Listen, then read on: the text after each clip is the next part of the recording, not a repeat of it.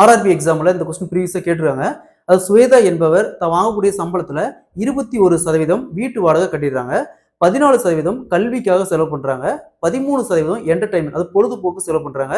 இதெல்லாம் போக அவங்க கிட்ட 5408 ரூபாய் கையில இருக்குது அப்படின்னா அவங்க வாங்கக்கூடிய மொத்த சம்பளம், மொத்த மாத வருமானம் என்ன கேக்குறாங்க. சோ பெர்சன்டேஜ்ல இந்த மாடல் சம் கேட்டாங்கன்னா எப்படி குயிக்கா சால்வ் பண்ணலாம்னு பார்க்கலாம். கொஸ்டின்ல ஸ்வேதா என்பவர் தான் வாங்கக்கூடிய சம்பளத்துல 21% வீட்டு வாடகை பே பண்ணிடுறாங்க, அது ரெண்ட் பே பண்ணிடுறாங்க. அடுத்தது 14% கல்வி எஜுகேஷனுக்கு பே பண்ணிடுறாங்க. அடுத்து 13% பொழுதுபோக்கு என்டர்டைன்மெண்ட்க்கு போயிருது. இதெல்லாம் போக மீதி அவங்க கிட்ட 5408 ரூபா இருக்குது. எவ்வளவு இருக்குது? 5408 ரூபா இருக்கு. அப்போ மொத்த மாத வருமானம் என்னன்னு கேக்குறாங்க.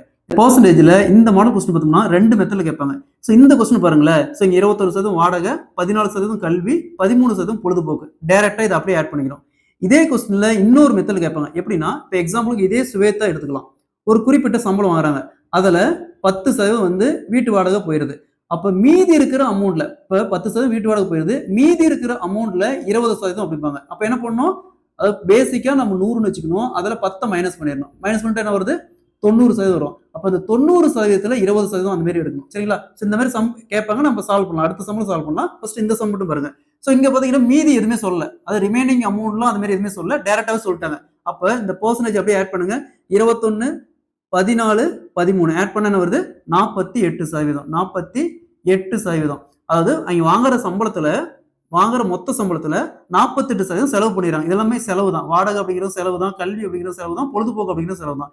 எப்பவுமே அவங்க வாங்கக்கூடிய மாத வருமானம் பார்த்தோம்னா 100%.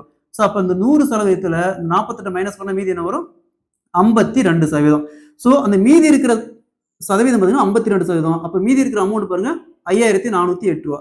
அப்ப 52%க்கு 5408 ரூபானா 100% என்ன கேக்குறாங்க? மாதம் மொத்த வருமானம். அப்ப 100%க்கு என்ன? இதை அப்படியே கிராஸ் மல்டிப்ளை பண்ணுங்க. 100% இன்ட்டு 5408 வகுத்தல் 52%. சதவீதம் அப்படி கேன்சல் ஆயிரும். ஸோ இங்க 5408 52ஆல கேன்சல் பண்ணா 104. இங்க ஒரு 2 0 இருக்குது. சரிங்களா? ஸோ அப்ப அவங்க வாங்கக்கூடிய மொத்த வருமானம் பார்த்தோம்னா 10,400 ரூபா. Option C is the correct answer.